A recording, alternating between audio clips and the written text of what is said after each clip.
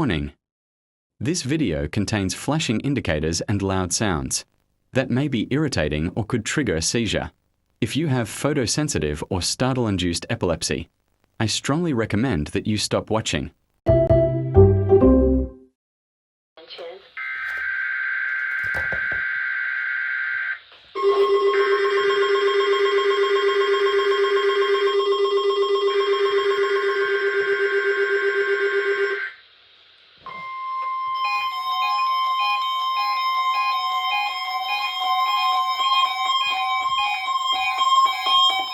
The preceding signal was a test of the weather radio alarm system.